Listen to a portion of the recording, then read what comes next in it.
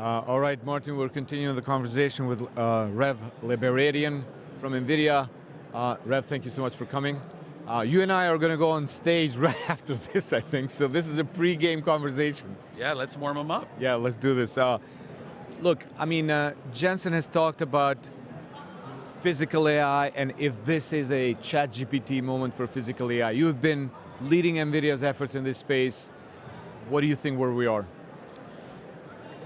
In order to get to this point, to get to the ChatGPT moment of physical AI, we need to get to the ChatGPT moment of ChatGPT and the ChatGPT moment of agentic AI. These are all prerequisite technologies necessary to build physical AI.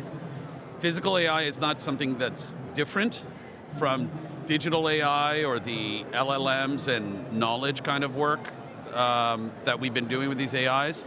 It's an addition to those things. And so I believe the time has come. We now have enough of all of the requisite technologies, and you're seeing the fruits of this. We can connect our digital AI technologies, computing, to the physical world through robotics. And over the past year or two, there's been a massive increase in the amount of investment you're seeing from capital markets, venture capital, in robotics companies and physical AI. I don't think these people are investing, out of pure gambling. They know something's up. Right. Let's talk about simulation and physical AI. How are you using simulation in your work? Why is it so important? The way we like to explain it is by first breaking down the type of computing you need for physical AI, for robotics. Generally speaking, when people think about the computer you have for a robot, you think about the computer that's in the robot. So whether that's a robotaxi, a self-driving car, or a humanoid robot, or whatever, you think about the computer that's kind of controlling it.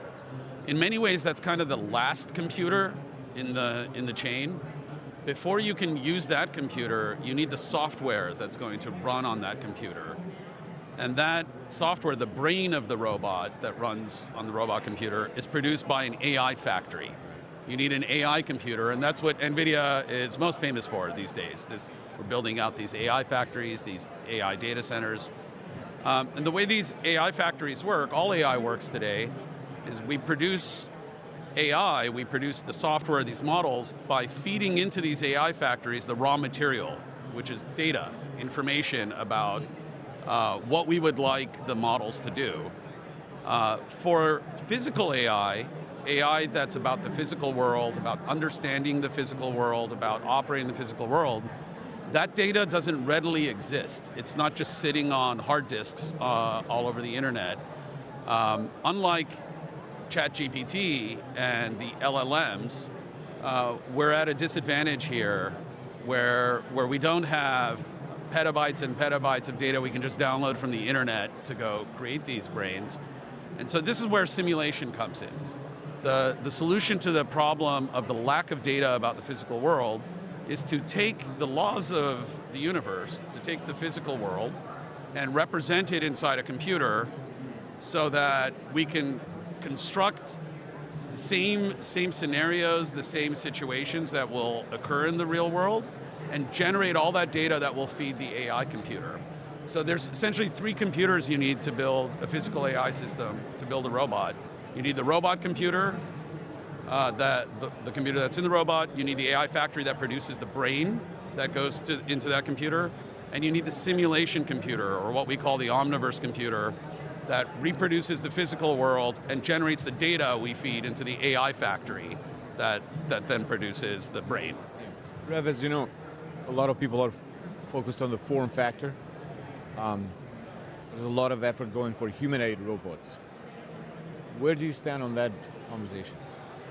Well, obviously, there will be many form factors. No one form factor is going to be the ideal one for every situation. But robots, just like any other technology, there's always this tension between having hyper-specific products and extremely general products.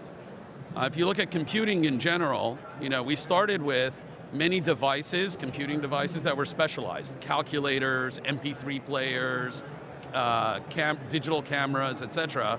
But eventually, you see form factors like your mobile phone, the one sitting right next to you, exist, which combines all of these things together. It's important that you have a general form factor like this, because in order for there to be enough incentive to make the capital expenditures to go build out these physical things, you need to have a product that has enough market reach so that everybody can justify making that investment. If we have thousands of form factors and all of them are niche, small number of units, it's much harder to collect the capital markets for that. So this is why it's really important to choose one general purpose form factor at this stage of innovation in the physical AI and robotics realm to gather all of the resources across all of our markets to build one thing that could be widely applicable. Humanoids are particularly interesting because a lot of what we need to do today is automate things that humans are doing in spaces that are built for humans, in factories and warehouses and hospitals and wet labs and so on. So if we want to start automating these things, leverage the physical AI brains that we're building, but give them a body that lets them operate in these same spaces, doing a lot of the dull, dirty, and dangerous tasks that only humans can do today. Well, obviously, something that's like a human is going to fit in that space and work. And if we can solve the humanoid problem, which is essentially 2 arms, 2 legs that can navigate, fingers, manipulation, that you've almost solved the set of all things that are problematic in robotics. You can reconfigure all those pieces into different form factors that are more specialized. Replace the legs with wheels, add 2 more arms if you need, and so on. So you're a commissioner on our National Security Commission for Robotics for Advanced Manufacturing. We had 2 phenomenal working group sessions earlier in the week where most of our commissioners were here in Washington to discuss these issues in person. In your estimation, what do you see as the things that the United States needs to do to position itself as a leader in robotics innovation for the future? Well, I mean, we're very fortunate that we're already starting from a place where we have some natural advantages. The foundational research for advanced robotics is all originating from here. It starts with AI. It starts with building the brain for the robot. Where we need to focus more and quickly get better is in manufacturing. Robotics is all about the physical world. It's about building things in the physical world, doing things in the physical world. And the way to improve and innovate in this sort of space is by iterating, making actual products, learning from each iteration what works well and what doesn't, and continue that learning curve as quickly as possible. This is where, quite frankly, China has an advantage. They have a large manufacturing base. They can go deploy their robots at scale, and they can learn quickly from that and iterate. And so we need to do that quickly here, where the leadership and all the people here at this conference can potentially contribute. If we could collect the known demand that we have from the US government, from our military, for manufacturing, for building things here in the United States, we can collect enough of that to create a demand signal that is aligned. We will unlock incredible amounts of capital, incredible amounts of investment and innovation from the private sector. But in order for the private markets to invest, they need to de-risk the potential large CapEx investments they need to make. And fortunately, we have it. The US government is the largest customer in the world. We need to purchase trillions and trillions of dollars worth of physical equipment. So all it would take is for us to take some portion of that and align it properly to create these incentives.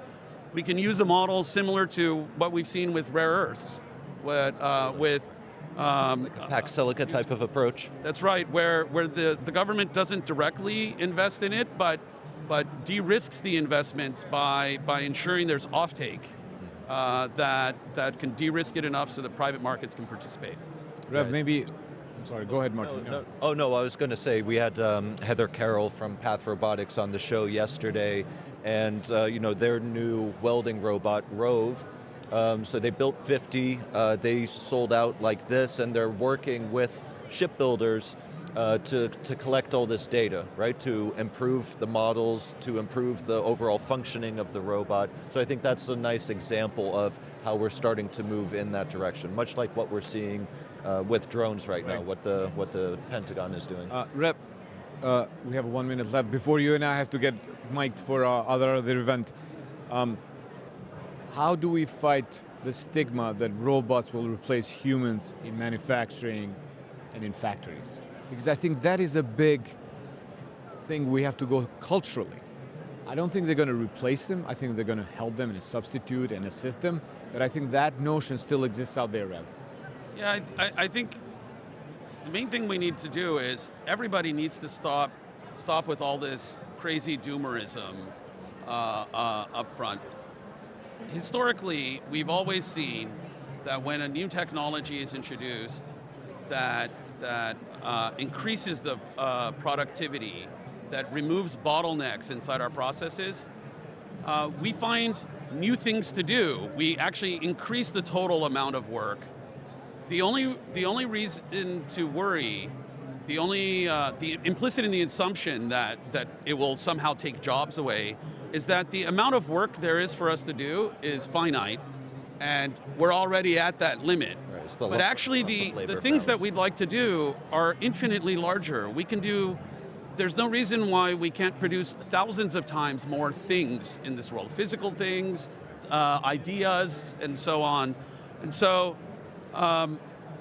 we need to communicate this with optimism, saying essentially we've seen this many times, both in the physical realm, when we've introduced machines that have helped automate things or improve productivity throughout the Industrial Revolution, but as well as knowledge work with computers, adding software, things like the electronic spreadsheet did away with many jobs where people were physically filling out these spreadsheets beforehand, and it's been okay. Right. Rev, you and I have to head to another stage. Martin, over to you. Good luck.